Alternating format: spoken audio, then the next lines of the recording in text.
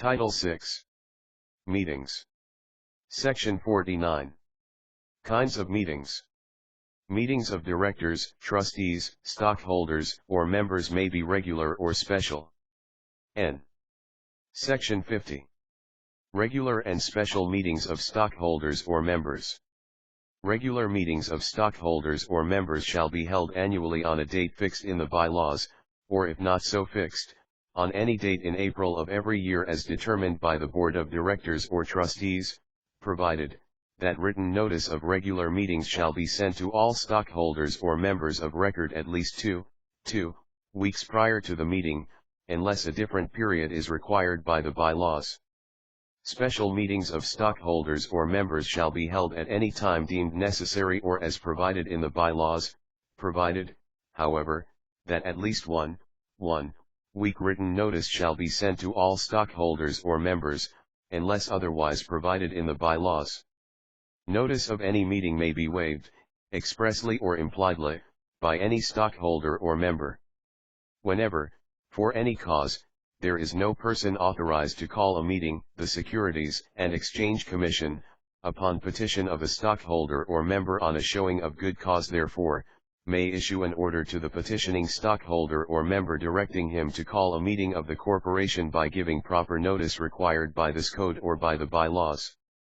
The petitioning stockholder or member shall preside thereat until at least a majority of the stockholders or members present have chosen one of their number as presiding officer. 26. Section 51. Place and time of meetings of stockholders of members. Stockholders or members' meetings, whether regular or special, shall be held in the city or municipality where the principal office of the corporation is located, and if practicable in the principal office of the corporation, provided that Metro Manila shall, for purposes of this section, be considered a city or municipality. Notice of meetings shall be in writing, and the time and place thereof stated therein. All proceedings had and any business transacted at any meeting of the stockholders or members, if within the powers or authority of the corporation, shall be valid even if the meeting be improperly held or called, provided all the stockholders or members of the corporation are present or duly represented at the meeting. 24 and 25. Section 52. Quorum in meetings.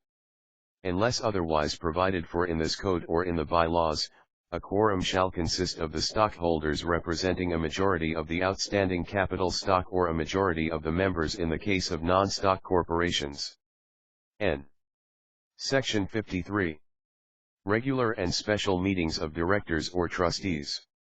Regular meetings of the Board of Directors or Trustees of every corporation shall be held monthly, unless the bylaws provide otherwise.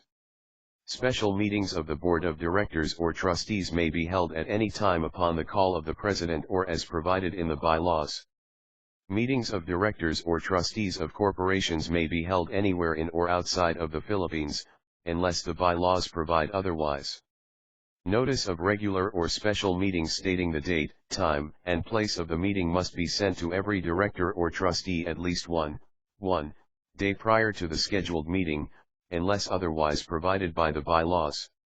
A director or trustee may waive this requirement, either expressly or impliedly. N. Section 54.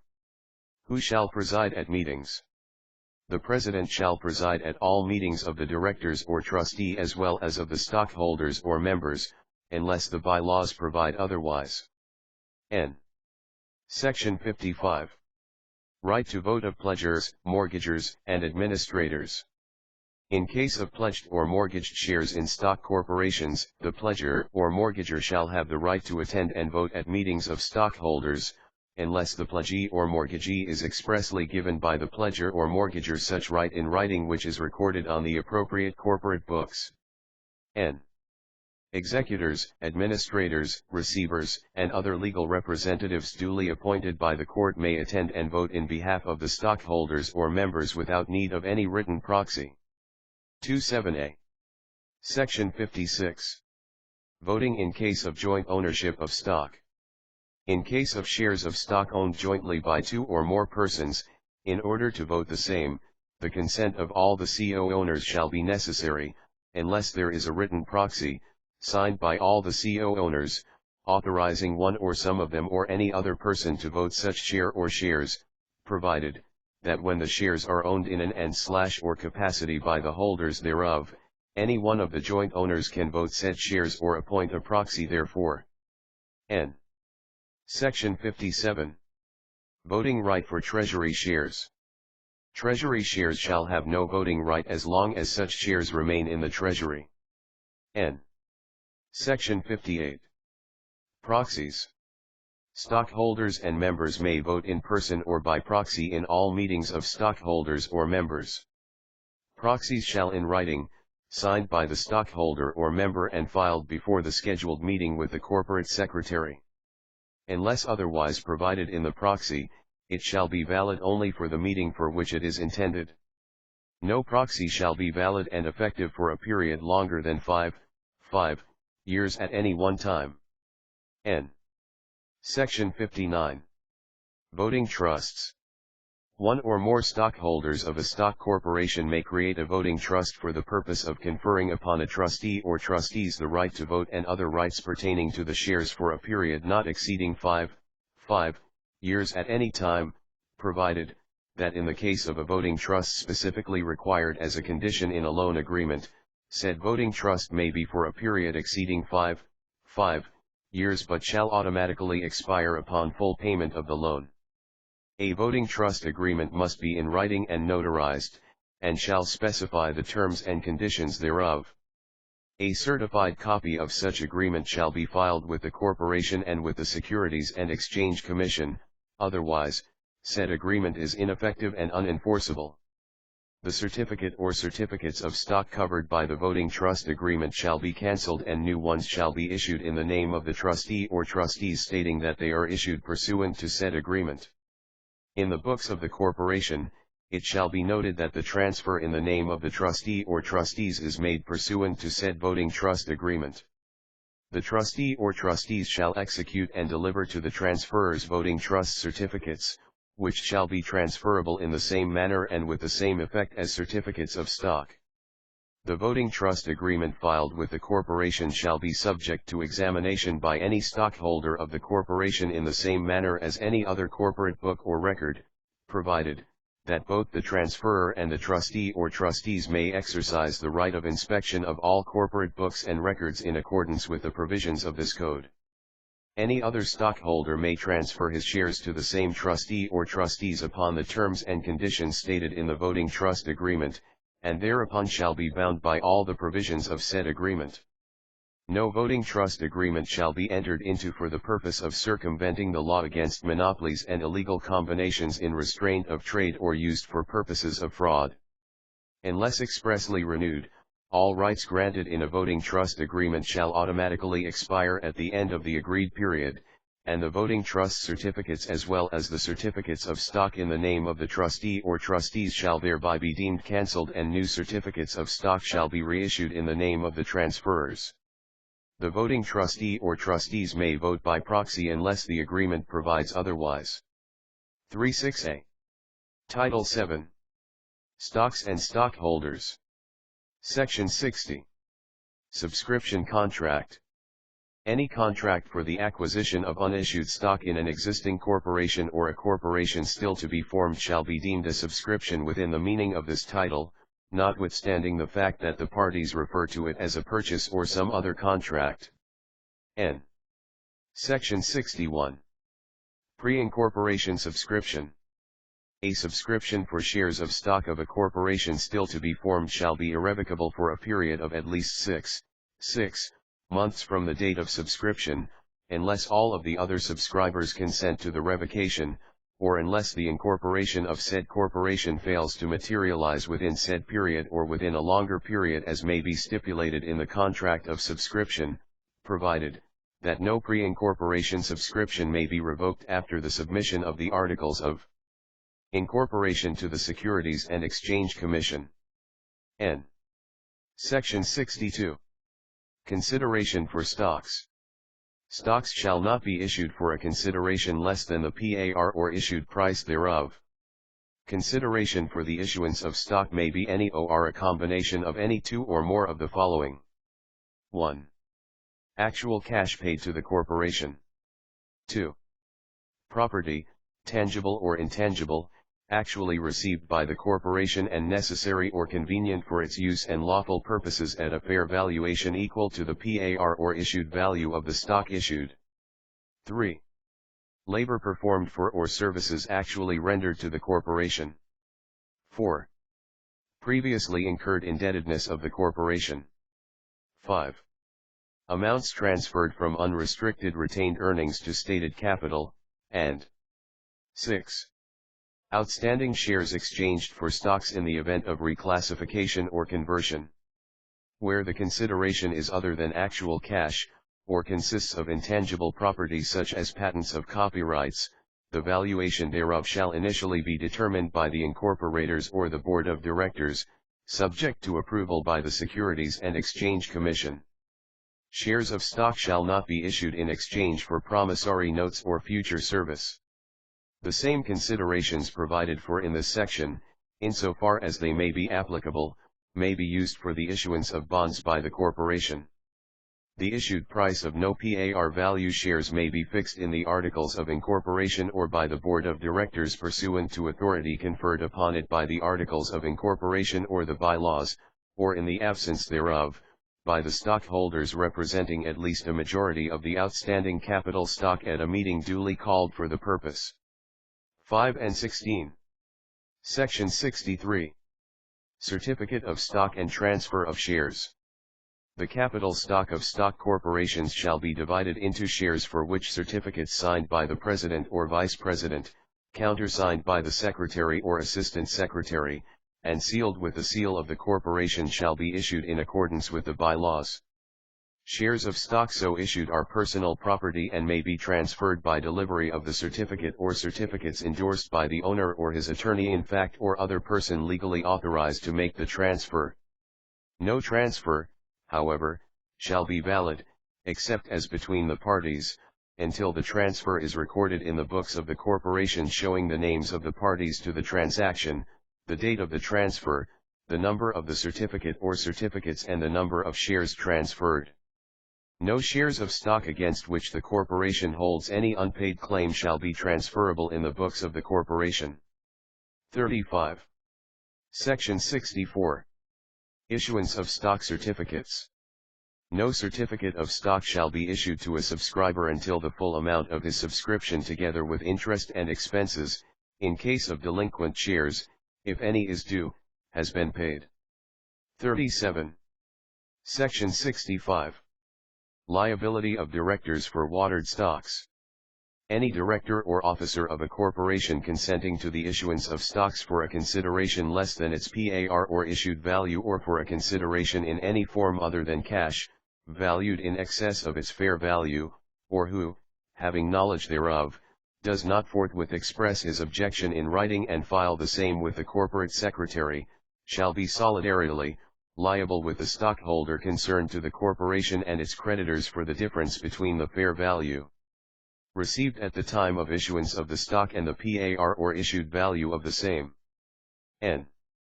Section 66. Interest on unpaid subscriptions. Subscribers for stock shall pay to the corporation interest on all unpaid subscriptions from the date of subscription, if so required by, and at the rate of interest fixed in the bylaws. If no rate of interest is fixed in the bylaws, such rate shall be deemed to be the legal rate. 37.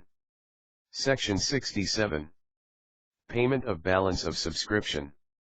Subject to the provisions of the contract of subscription, the board of directors of any stock corporation may at any time declare due and payable to the corporation unpaid subscriptions to the capital stock and may collect the same or such percentage thereof, in either case with accrued interest, if any, as it may deem necessary. Payment of any unpaid subscription or any percentage thereof, together with the interest accrued, if any, shall be made on the date specified in the contract of subscription or on the date stated in the call made by the board. Failure to pay on such date shall render the entire balance due and payable and shall make the stockholder liable for interest at the legal rate on such balance, unless a different rate of interest is provided in the bylaws, computed from such date until full payment. If within 30 days from the said date no payment is made, all stocks covered by said subscription shall thereupon become delinquent and shall be subject to sale as hereinafter provided, unless the Board of Directors orders otherwise. 38. Section 68. Delinquency sale. The Board of Directors may, by resolution, order the sale of delinquent stock and shall specifically state the amount due on each subscription plus all accrued interest, and the date, time, and place of the sale, which shall not be less than 30 days nor more than 60 days from the date the stocks become delinquent. Notice of said sale, with a copy of the resolution, shall be sent to every delinquent stockholder either personally or by registered mail. The same shall furthermore be published once a week for two consecutive weeks in a newspaper of general circulation in the province or city where the principal office of the corporation is located.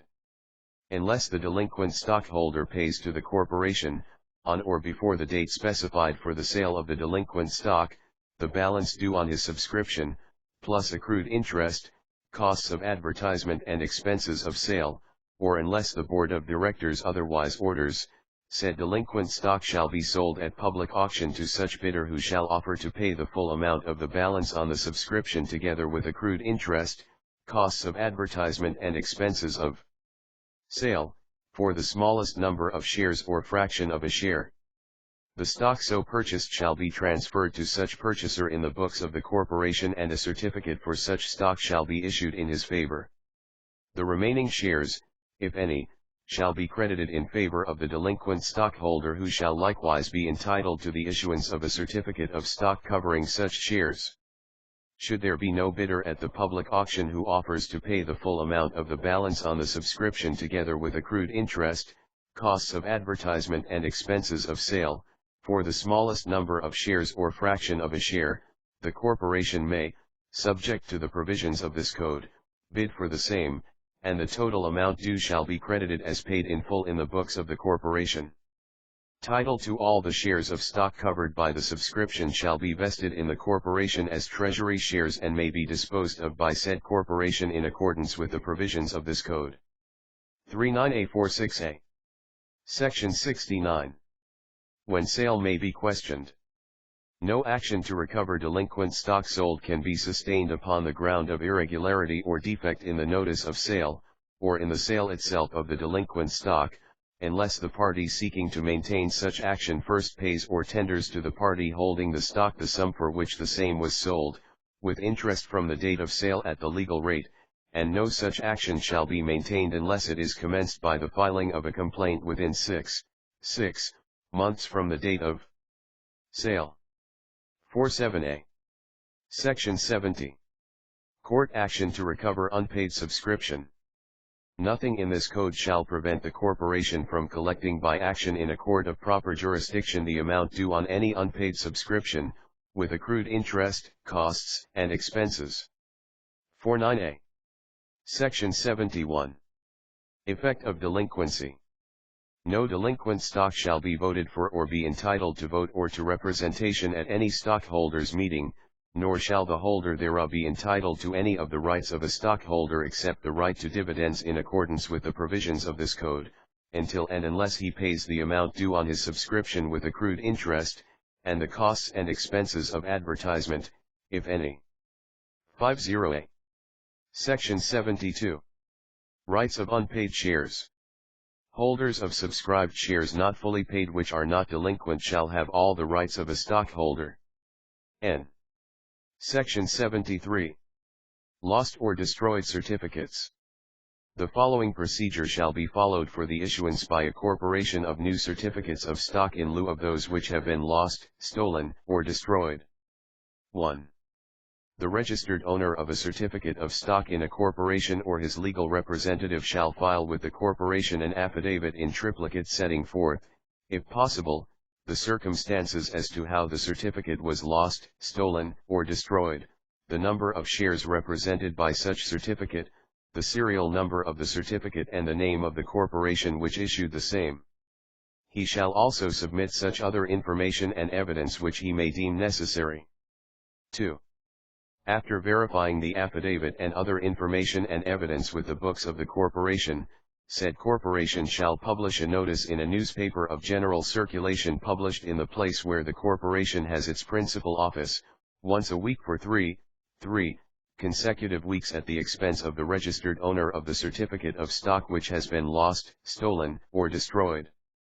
The notice shall state the name of said corporation, the name of the registered owner and the serial number of said certificate, and the number of shares represented by such certificate, and that after the expiration of 1 year from the date of the last publication, if no contest has been presented to said corporation regarding said certificate of stock, the right to make such contest shall be barred and said corporation shall cancel in its books the certificate of stock which has been lost, stolen, or destroyed and issue in lieu thereof new certificate of stock, unless the registered owner files a bond or other security in lieu thereof as may be required, effective for a period of 1 year, for such amount and in such form and with such sureties as may be satisfactory to the board of directors, in which case a new certificate may be issued even before the expiration of the 1 year period provided herein, provided that if a contest has been presented to said corporation or if an action is pending in court regarding the ownership of said certificate of stock which has been lost, stolen, or destroyed,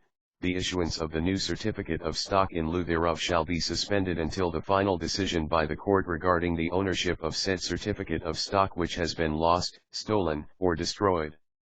Except in case of fraud, bad faith, or negligence on the part of the corporation and its officers, no action may be brought against any corporation which shall have issued certificate of stock in lieu of those lost, stolen or destroyed pursuant to the procedure above described.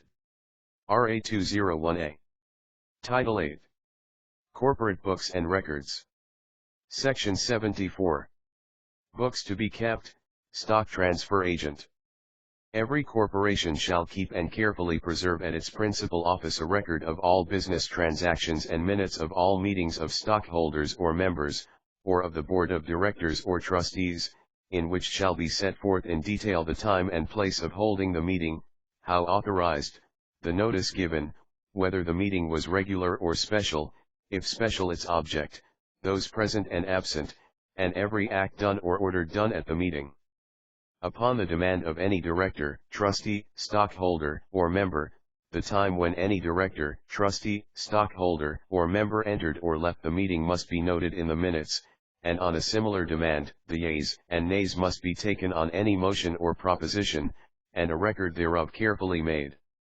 The protest of any director, trustee, stockholder, or member on any action or proposed action must be recorded in full on his demand.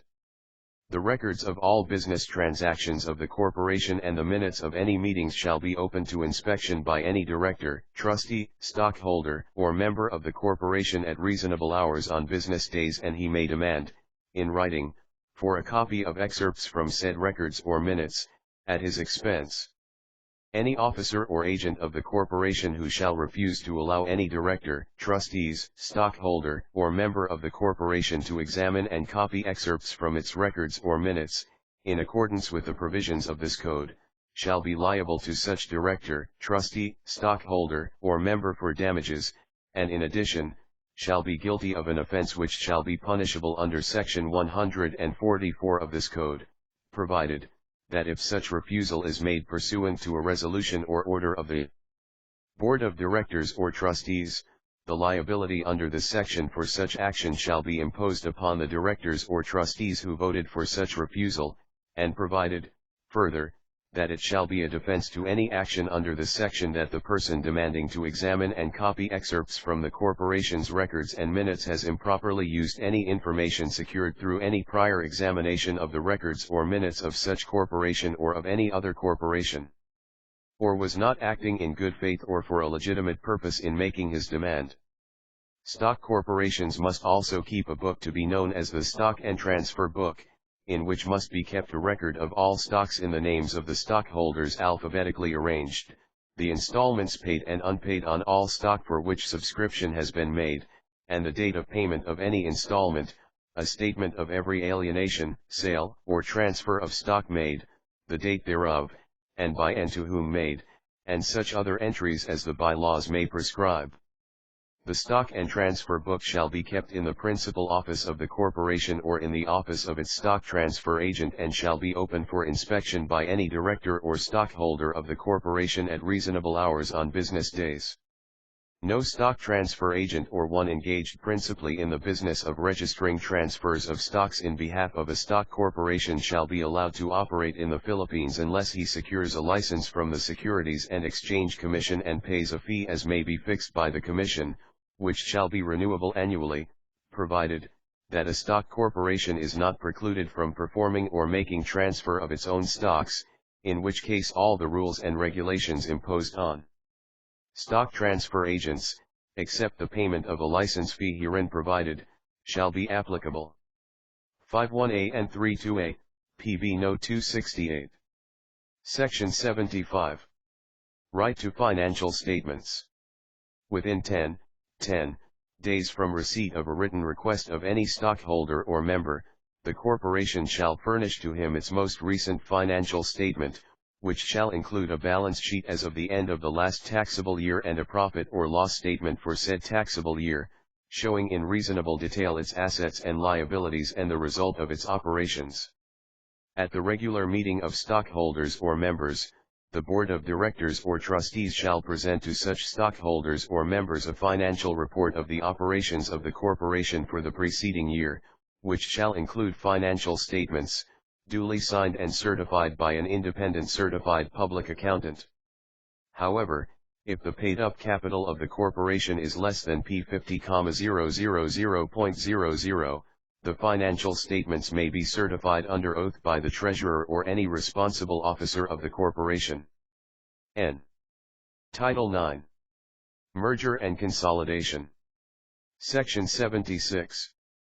Plan or merger of consolidation. Two or more corporations may merge into a single corporation which shall be one of the constituent corporations or may consolidate into a new single corporation which shall be the consolidated corporation.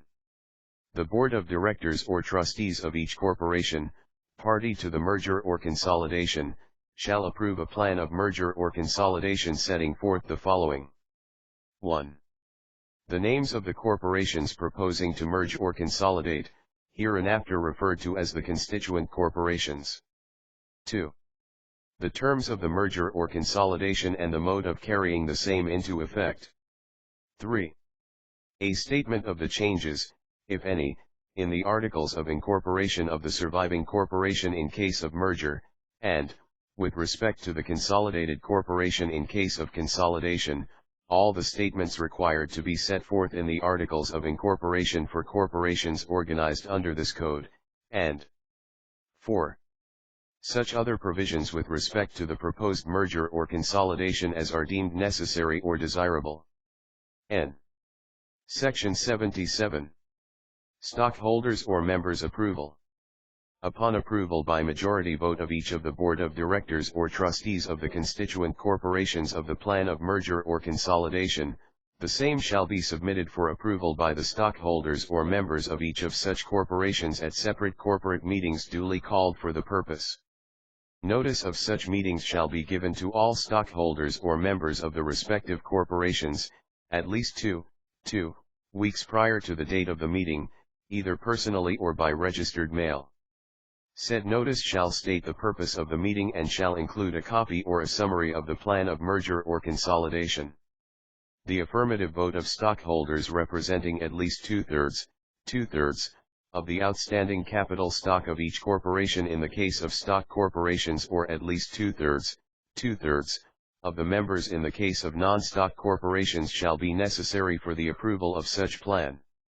Any dissenting stockholder in stock corporations may exercise his appraisal right in accordance with the code, provided that if after the approval by the stockholders of such plan, the board of directors decides to abandon the plan, the appraisal right shall be extinguished. Any amendment to the plan of merger or consolidation may be made, provided such amendment is approved by majority vote of the respective boards of directors or trustees of all the constituent corporations and ratified by the affirmative vote of stockholders representing at least two-thirds, of the outstanding capital stock or of two-thirds, of the members of each of the constituent corporations. Such plan, together with any amendment, shall be considered as the agreement of merger or consolidation. N. Section 78. Articles of Merger or Consolidation. After the approval by the stockholders or members as required by the preceding section, articles of merger or articles of consolidation shall be executed by each of the constituent corporations, to be signed by the president or vice president and certified by the secretary or assistant secretary of each corporation, setting forth 1. The plan of the merger or the plan of consolidation. 2. As to stock corporations, the number of shares outstanding, or in the case of non-stock corporations, the number of members, and 3. As to each corporation, the number of shares or members voting for and against such plan, respectively. N. Section 79. Effectivity of merger or consolidation.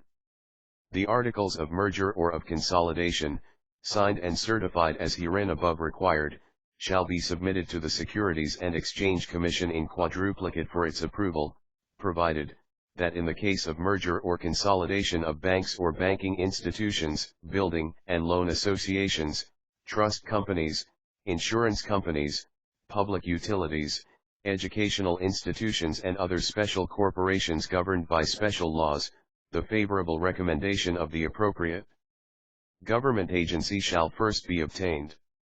If the Commission is satisfied that the merger or consolidation of the corporations concerned is not inconsistent with the provisions of this code and existing laws, it shall issue a certificate of merger or of consolidation, at which time the merger or consolidation shall be effective. If, upon investigation, the Securities and Exchange Commission has reason to believe that the proposed merger or consolidation is contrary to or inconsistent with the provisions of this code or existing laws, it shall set a hearing to give the corporations concerned the opportunity to be heard. Written notice of the date, time, and place of hearing shall be given to each constituent corporation at least two weeks before said hearing. The Commission shall thereafter proceed as provided in this code. N. Section 80. Effects of merger or consolidation. The merger or consolidation shall have the following effects. 1. The constituent corporations shall become a single corporation which, in case of merger, shall be the surviving corporation designated in the plan of merger, and, in case of consolidation, shall be the consolidated corporation designated in the plan of consolidation. 2. The separate existence of the constituent corporations shall cease, except that of the surviving or the consolidated corporation. 3. The surviving or the consolidated corporation shall possess all the rights, privileges, immunities, and powers and shall be subject to all the duties and liabilities of a corporation organized under this code.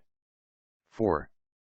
The surviving or the consolidated corporation shall thereupon and thereafter possess all the rights, privileges, immunities, and franchises of each of the constituent corporations, and all property, real or personal, and all receivables due on whatever account, including subscriptions to shares and other choses in action, and all and every other interest of, or belonging to, or due to each constituent corporation, shall be deemed transferred to and vested in such surviving or consolidated corporation without further act or deed, and 5.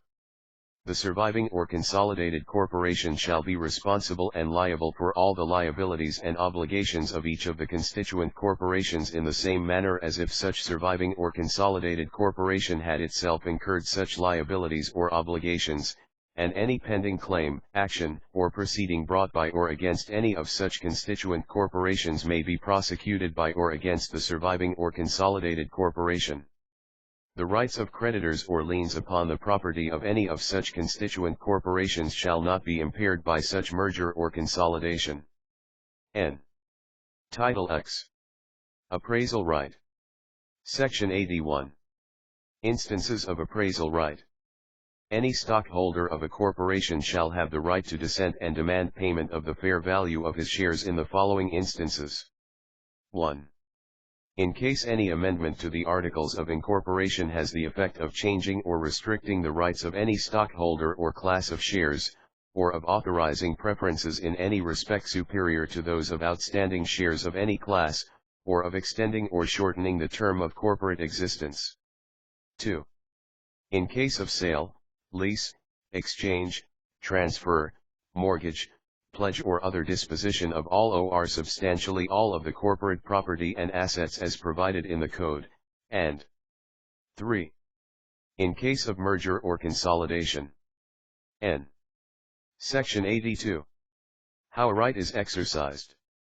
The appraisal right may be exercised by any stockholder who shall have voted against the proposed corporate action, by making a written demand on the corporation within 30 days after the date on which the vote was taken for payment of the fair value of his shares, provided that failure to make the demand within such period shall be deemed a waiver of the appraisal right.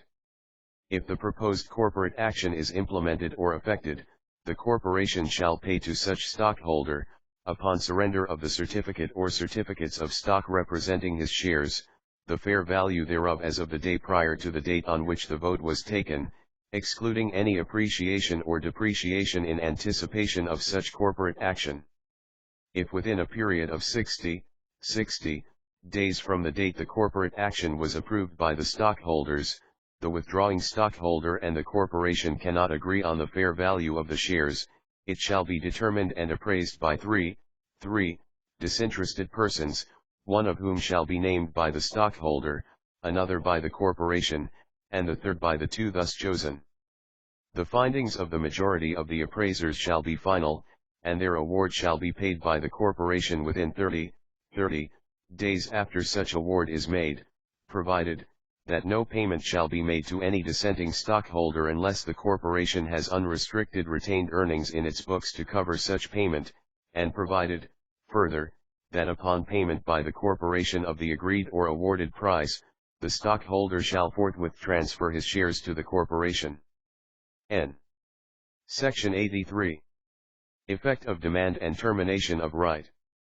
From the time of demand for payment of the fair value of a stockholder's shares until either the abandonment of the corporate action involved or the purchase of the said shares by the corporation, all rights accruing to such shares, including voting and dividend rights, shall be suspended in accordance with the provisions of this code, except the right of such stockholder to receive payment of the fair value thereof, provided that if the dissenting stockholder is not paid the value of his shares within 30 days after the award, his voting and dividend rights shall immediately be restored.